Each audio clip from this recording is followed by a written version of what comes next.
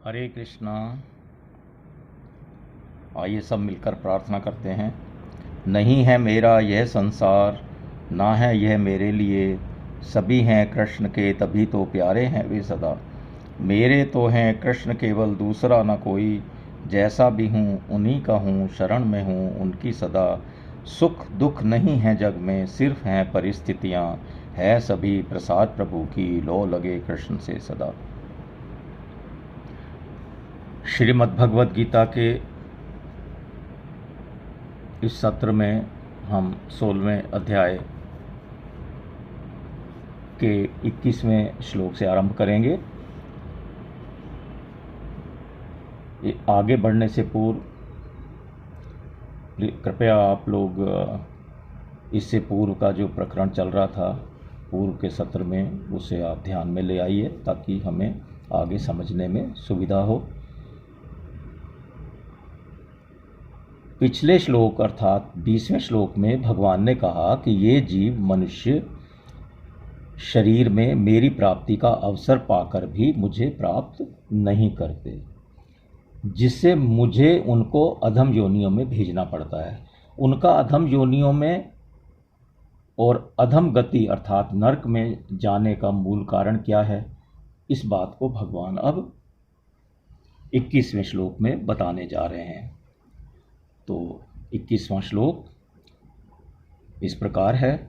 भगवान अर्जुन से कह रहे हैं, काम क्रोध और लोभ ये 3 प्रकार के नरक के दरवाजे जीवात्मा का पतन करने वाले हैं, इसलिए इन तीनों का त्याग कर देना चाहिए। आइए इसको समझें, भगवान क्या कहना चाह रहे हैं। भगवान ने 5वें श्लोक में कहा था, इसी अध्याय के 5वें श्लोक में कहा था कि दैवी संपत्ति मोक्ष के लिए और आसुरी संपत्ति बंधन के लिए है। उस श्लोक को पुनः आप देखें तो विस्तार पूर्वक ये बात और समझ में आ जाएगी। आसुरी संपत्ति आती कहाँ से है? जहाँ संसार की कामना होती है वहाँ से ही आती है। संसार के भोग पदार्थों का संग्रह, मान बढ़ाई, आराम आदि जो अच्छे दिखते हैं, उनमें जो महत्व बुद्धि अथवा आकर्षण है, बस वही मनुष्य को नरकों की तरफ ले जाने वाला है। इसलिए काम क्रोध लोभ मोह मद और मत्सर ये षड रिपु माने गए हैं, अर्थात 6 दुश्मन माने गए हैं। इनमें से कहीं पर 3 का, कहीं पर 2 का और कहीं पर 1 का ही कथन मिलता है, पर वे सब मिले जुले हैं, एक ही धातु के हैं, एक ही उसके चट्टे बट्टे हैं, जैसा कहावत है। इन सब में काम ही मूल है, क्योंकि कामना के कारण ही आदमी बदता है, जैसा भगवान ने 5वें अध्याय के 12वें श्लोक में बताया था।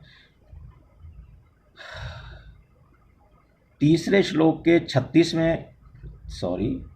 अध्याय के 36वें श्लोक में अर्जुन ने भगवान से पूछा कि मनुष्य ना चाहता हुआ भी पाप का आचरण क्यों करता है, जिसके उत्तर में भगवान ने काम और क्रोध ये 2 शत्रु बताए थे, परंतु उन दोनों में भी कामना को ही मुख्य बताया, क्योंकि कामना में विघ्न पड़ने से क्रोध आता है, और काम क्रोध और लोभ ये 3 शत्रु बताते हैं भगवान। कहने का आशय है कि भोगों की तरफ वृत्तियों का होना काम है और संग्रह की तरफ वृत्तियों का होना लोभ है। जहाँ काम शब्द अकेला आता है, वहाँ उसके अंतर्गत ही भोग और संग्रह की इच्छा आती है, परंतु जहाँ काम और लोभ दोनों स्वतंत्र रूप से आते हैं, वहाँ भोग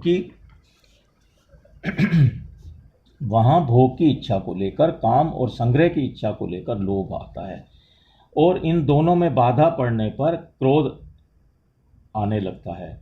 जब काम क्रोध और लोभ तीनों अधिक बढ़ जाते हैं, फिर मोह पैदा होता है। काम से क्रोध पैदा होता है और क्रोध से सम्मोह हो जाता है, जैसा कि दूसरे अध्याय के 62 और 63 श्लोक में बताया गया था। यदि कामना में बाधा ना पड़े तो लोभ पैदा होता है और लोभ से सम्मोह होता है। वास्तव में यह काम ही क्रोध और लोभ का रूप धारण कर लेता है। सम्मोह हो जाने पर तमोगुण आ जाता है फिर तो पूरी आसुरी संपत्ति ही आ जाती है। ऐसा हमें समझना चाहिए। काम, क्रोध और लोभ ये तीनों मनुष्य का पतन करने वाले हैं। जिनका उद्देश्य भोग भोगना और संग्रह करना होता है, वे लोग अपनी समझ से अपनी उन्नति करने के लिए इन तीनों दोषों को हितकारी मान लेते हैं। यही भाव रहता है कि हम लोग काम आदि से सुख पाएंगे, आराम से रहेंगे, खूब भोग भोगेंगे। यह भाव ही उनके पतन का कारण बन जाता है, उनका पतन करा देता है। ये काम, क्रोध आदि नरकों के दरवाजे हैं, जैसा भगवान ने श्लोक में बताया है। इसलिए मनुष्य इनका त्याग कर दे। इनका त्याग करें कैसे? अब ये प्रश्न पैदा होता है।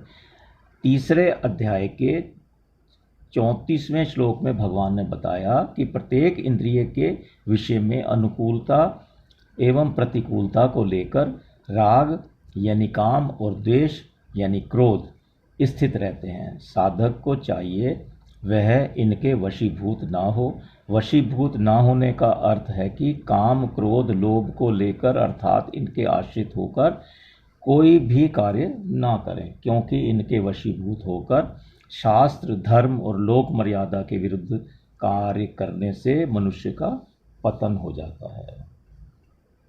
इस प्रकार संक्षेप में अगर हम कहें तो भोग भोगना काम है, संग्रह करना लोभ है और भोग और संग्रह में बाधा देने वाले पर क्रोध आता है। ये तीनों आसुरी संपत्ति के मूल हैं, जड़ हैं। यह सब पाप के कारण हैं, यानी सब पाप इन तीनों से ही होते हैं। व्यक्ति और पदार्थ तो यहीं रह जाते हैं, यहीं छूट जाते हैं, पर भीतर का भाव जो है आसुर मनुष्यों को नरकों की तरफ ले जाता है। इस प्रकार हमने 21वें श्लोक को समझने का प्रयास किया। अब हम आगे बढ़ रहे हैं 22वें श्लोक की तरफ। अब भगवान काम, क्रोध और लोभ से रहित होने का महात्म बताते हैं। 22वां श्लोक इस प्रकार है। भगवान अर्जुन से कह रहे हैं, हे कुंती नंदन, इन नरक के तीनों दरवाज़ों से रहित हुआ जो मनुष्य अपने कल्याण का आचरण करता है, वह उससे परम गति को प्राप्त हो जाता है। आइए इसका आशय समझें, भगवान क्या कहना चाह रहे हैं। पिछले श्लोक यानी कि 21वें श्लोक में जिनको नरक का दरवाज़ा बताया गया है, उन्हीं काम, क्रोध और लोभ को यहाँ तमो द्वार कहा गया है। तम यानी कि अंधकार, जो अज्ञान से उत्पन्न होता है, जैसा कि गीता के 14वें अध्याय के 8वें श्लोक में हम पूर्व में जान चुके हैं। कहने का आशय है कि इन काम आदि के कारण मेरे साथ ये धन संपत्ति, स्त्री पुरुष, घर परिवार आदि पहले भी नहीं थे और पीछे भी नहीं रहेंगे, और अब भी इनमें प्रतिक्षण वियोग हो रहा है। इनमें ममता करने से आगे मेरी क्या दशा होगी, इस प्रकार की बातों की तरफ दृष्टि जाती ही नहीं। अर्थात बुद्धि में अंधकार छाया हुआ है, तो इस तरफ दृष्टि जाएगी ही कैसे। अतः इन काम आदि से मुक्त होकर जो मनुष्य अपने कल्याण का आचरण करता है, वह परम गति को प्राप्त हो जाता है। इसलिए साधक को इस बात की तरफ विशेष सावधानी रखनी चाहिए कि वह काम और लोभ, काम, क्रोध और लोभ तीनों से सावधान रहे। कारण कि इन तीनों को साथ में रखते हुए जो साधन करता है, वह वास्तव में असली साधक नहीं है। अर्थात आपने काम, क्रोध और लोभ को भी रखा हुआ है और साधन भी कर रहे हैं, तो फिर यह असली साधन नहीं है। वास्तव में वो साधक है ही नहीं। असली साधक वह होता है जो इन दोषों को अपने साथ रहने ही नहीं देता। ये दोष उसको हर समय खटकते रहते हैं, क्योंकि इनको साथ में रहने का अवसर देना बहुत भारी गलती है। मनुष्य भगवत प्राप्ति की तरफ तो ध्यान देते हैं, पर साथ में जो काम, क्रोध आदि दोष रहते हैं, उनसे हमारा कितना अहित होता है, इस तरफ प्राय ध्यान नहीं देते अथवा कम ध्यान देते हैं। इस कमी के कारण ही साधन करते हुए सदाचार भी होते रहते हैं और दुराचार भी होते रहते हैं। सद्गुण भी आते हैं और दुर्गुण भी साथ में रहते हैं। जप, ध्यान, कीर्तन, सत्संग, स्वाध्याय, तीर्थ, व्रत आदि करके हम अपने को शुद्ध बना लेंगे, ऐसा भाव प्राय साधकों के अंतःकरण में विशेष रूप से रहता है। परंतु जो हमें अशुद्ध कर रहे हैं, उन दुर्गुण दुराचारों को हटाने की तरफ साधक के मन में ख्याल कम ही आता है। इसलिए नींद खुलने से लेकर नींद आने तक, देखिए शब्दों को ध्यान दीजिए, नींद खुलने से लेकर नींद आने तक, और जिस दिन ज्ञान हो जाए, जिस दिन पता लगे, उस दिन से लेकर मृत्यु आने तक सबका सब समय परमात्म तत्व के सगुण निर्गुण के चिंतन में ही लगाएं। चिंतन के सिवाय काम आदि को लेश मात्र भी अवसर ना दें। नरक के इन 3 दरवाज़ों अर्थात काम, क्रोध और लोभ से रहित हुआ, इसका क्या आशय है, थोड़ा सा इसको समझने का प्रयास करते हैं। इसका मतलब यह नहीं है कि हम दुर्गुण दुराचारों से सर्वथा छूट जाएंगे, तब साधन होंगे, किंतु साधक को अथवा हमें भगवत प्राप्ति का मुख्य उद्देश्य रखकर इनसे छूटने का उद्देश्य बनाना चाहिए, लक्ष्य रखना चाहिए। क्योंकि झूठ, कपट, बेईमानी, क्रोध, काम आदि हमारे साथ में रहेंगे तो नई नई अशुद्धि, नए नए पाप हमसे होते रहेंगे, जिससे कि साधन का साक्षात लाभ नहीं होगा। यही कारण है कि वर्षों तक साधन में लगे रहने पर भी साधक अपनी वास्तविक उन्नति को नहीं देखते, उनको अपने में विशेष परिवर्तन का अनुभव ही नहीं होता। इन दोषों से रहित होने पर शुद्धि स्वतः स्वाभाविक ही आ जाती है। जीव में अशुद्धि तो संसार की तरफ लगने से ही आई है, अन्यथा जीव तो परमात्मा का अंश है। परमात्मा का अंश होने से वह स्वतः ही शुद्ध है।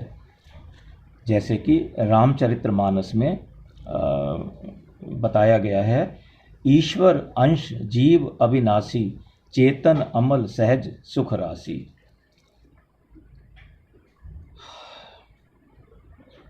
कल्याण का आचरण करते हुए तो इसका क्या आशय है, इसको थोड़ा सा समझने का प्रयास करते हैं। इसका तात्पर्य यह है कि काम, क्रोध और लोभ, इनमें से किसी को भी लेकर आचरण नहीं होना चाहिए, यानी कि असाधन यानी निषिद्ध आचरण से रहित शुद्ध साधन होना चाहिए। भीतर में अंतःकरण में कभी कोई वृत्ति आ भी जाए तो उसको आचरण में न आने दें। अपनी तरफ से तो काम, क्रोध आदि की वृत्तियों को दूर करने का ही यत्न करें। अगर अपने प्रयत्न से, अपने उद्योग से दूर ना हो तो फिर एक ही रास्ता बाकी है, उसे अपनाने में नहीं चूकना चाहिए, और वो रास्ता है भगवान को आर्त भाव से पुकारना। हे नाथ, हे नाथ, हे मेरे नाथ, ऐसे भगवान को पुकारें तो भगवान स्वयं फिर हमारी बुराइयों को हर लेंगे। इस प्रकार हमने देखा कि काम, क्रोध, लोभ से रहित होने का आशय है कि इनके त्याग का उद्देश्य रखना। इनसे रहित कैसे होंगे? इनके त्याग का उद्देश्य रखना और इनके वश में ना होना। काम से, क्रोध से अथवा लोभ से किया गया शुभ कर्म भी कल्याणकारक नहीं होता। जप, ध्यान आदि करने पर भी कल्याण नहीं होता, क्योंकि ये संपूर्ण पापों के कारण हैं, जैसा कि हमने 3 अध्याय के 37वें श्लोक में भगवान के मुख से सुना था। काम, क्रोध और लोभ के कारण धर्म और समाज की मर्यादा नष्ट हो जाती है, जिससे दुनिया का बहुत बड़ा अनर्थ होता है, अहित होता है। आसुरी स्वभाव वाले मनुष्य काम, क्रोध, लोभ के अधीन हो जाते हैं, परायण होते हैं। वे यज्ञ, दान आदि सब शुभ कर्म मात्र के लिए करते हैं, अपने कल्याण के लिए कुछ नहीं करते। परंतु दैवी संपत्ति वाले साधक काम, क्रोध, लोभ के वश में ना होकर अपने कल्याण का आचरण करते हैं, जिससे दुनिया का स्वतः हित होता है। आसुरी मनुष्य ऐसे साधकों को बेसमझ समझते हैं और इनसे द्वेष रखते हैं, पर इन साधकों को उन आसुरी मनुष्यों पर दया आती है और वे उनको सद्बुद्धि देने के लिए भगवान से प्रार्थना करते हैं। उनका विचार कितना शुद्ध होता है कि वो आसुरी व्यक्तियों की बातों को बुरा ना मानते हुए बल्कि उनको भगवान से उनके लिए उनको सद्बुद्धि देने के लिए प्रार्थना करते हैं। तो इस प्रकार हमने 22वें श्लोक को समझने का प्रयास किया। अब हम 23वें श्लोक की तरफ पढ़ रहे हैं। जो अपने कल्याण के लिए शास्त्र विधि के अनुसार चलते हैं उनको तो परम गति की प्राप्ति होती है, पर जो ऐसा न करके मनमाने ढंग से आचरण करते हैं फिर उनकी क्या दशा होती है। तो इस विषय में भगवान कहते हैं 23वें श्लोक में हमें बताते हैं। तो देखते हैं 23वां श्लोक किस प्रकार भगवान बता रहे हैं। 23वां श्लोक भगवान अर्जुन से कह रहे हैं, जो मनुष्य शास्त्र विधि को छोड़कर अपनी इच्छा से मनमाने आचरण करता है वह न सिद्धि यानी अंतःकरण की शुद्धि को और न सुख शांति को और न परम गति को ही प्राप्त होता है। तो आइए इस श्लोक को समझने का प्रयास करें। 17वें अध्याय का 28वां श्लोक भी इसी से मिलता जुलता है। तो जब हम 17वें अध्याय का 28वां श्लोक जब पढ़ेंगे तो इस बात को ध्यान रखेंगे कि यह बात तो हमने पहले भी पढ़ी हुई है। कहाँ पढ़ी हुई है इसी बात का ध्यान रखना है, यानी कि 16वें अध्याय के 23वें श्लोक में पढ़ी हुई है। तो जो लोग शास्त्र विधि की अवहेलना करके शास्त्र विहित यज्ञ करते हैं, दान करते हैं, परोपकार करते हैं, दुनिया के लाभ के लिए तरह तरह के बहुत से अच्छे अच्छे काम करते हैं, परंतु वह सब करते हैं अपनी इच्छा से अथवा मनमाने ढंग से, अर्थात शास्त्र विधि की तरफ ध्यान ना देकर अपने मनमाने ढंग से करते हैं। मनमाने ढंग से करने में कारण यह है कि उनके भीतर जो काम क्रोध आदि पड़े रहते हैं उनकी परवाह ना करके वे भारी आचरणों से ही अपने को बड़ा मानते हैं। कहने का आशय यह है कि बाहर के आचरणों को ही श्रेष्ठ समझते हैं। वो दूसरे लोग भी बाहर के आचरणों को ही प्राय देखते हैं और विशेषता से देखते हैं और उसी से वो उनके प्रति धारणा बना लेते हैं। भीतर के भावों को सिद्धांतों को जानने वाले लोग तो बहुत कम होते हैं, परंतु वास्तव में भीतर के भावों का ही विशेष महत्व है। अगर भीतर से दुर्गुण दुराभाव रहते हैं और बाहर से बड़े भारी त्यागी तपस्वी बन जाएं तो अभिमान में आकर दूसरों की ताड़ना कर देते हैं। इस प्रकार भीतर में बड़े हुए देहाभिमान के कारण उनके गुण भी दोषों में बदल जाते हैं, उनकी महिमा निंदा में बदल जाती है, उनका त्याग राग में, आसक्ति में, भोगों में परिवर्तित हो जाता है और आगे चलकर वे पतन में चले जाते हैं। इसलिए भीतर में दोषों के रहने से ही वे शास्त्र विधि का त्याग करके मनमाने ढंग से आचरण करने लगते हैं। एक छोटे से एग्जाम्पल से इस बात को हम समझने का और अच्छे से समझने का प्रयास करते हैं।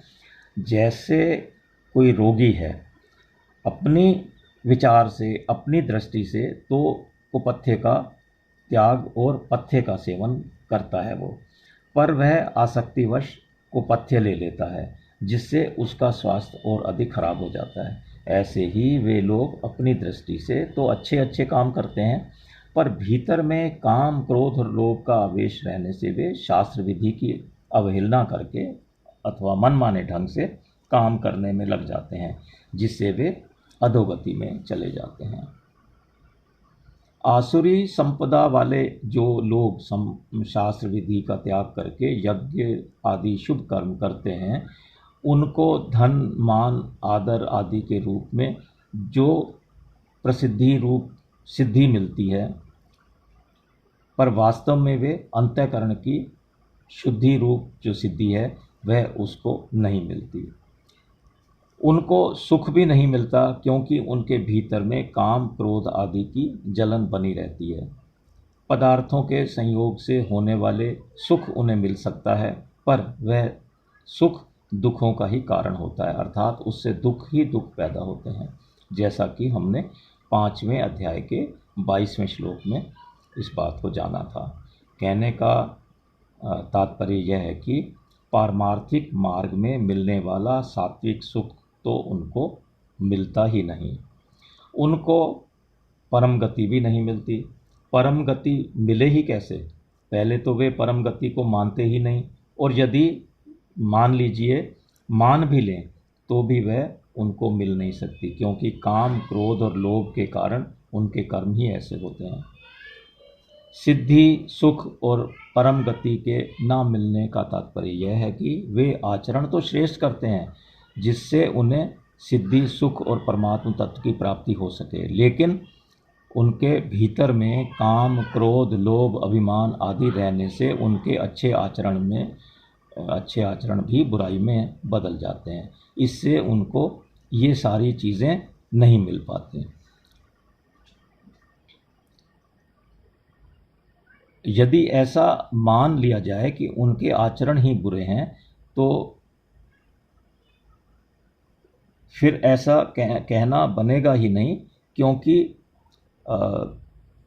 प्राप्ति होने पर ही निषेध होता है।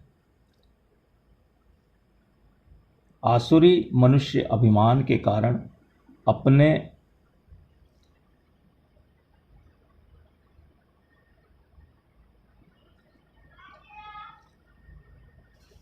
मैं क्षमा कीजिए, इस बात को मैं पुनः बताना चाहूँगा जो मैंने अभी ऊपर बताई है।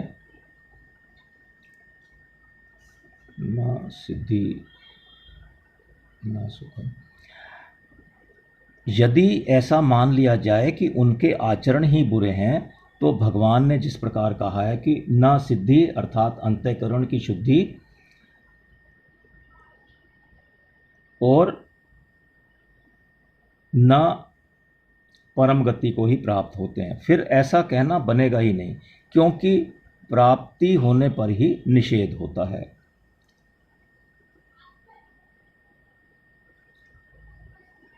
आसुरी मनुष्य अभिमान के कारण अपने को सिद्ध और सुखी मानते हैं, जैसा कि इसी अध्याय के 14वें श्लोक में भगवान ने बताया था, पर वास्तव में वे सिद्ध और सुखी होते नहीं।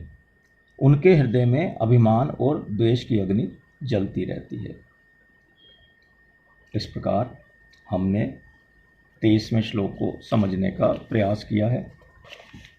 आइए आज का सत्र यहीं तक रखते हैं, और इस आज के सत्र के अंत में हम भगवान का नाम लेते हैं, प्रार्थना करते हैं। नाम संकीर्तनम यस्य सर्व पाप प्रणाशनम प्रणामो दुःखशमनस्य तम नमामि हरिं परम। हरे कृष्णा।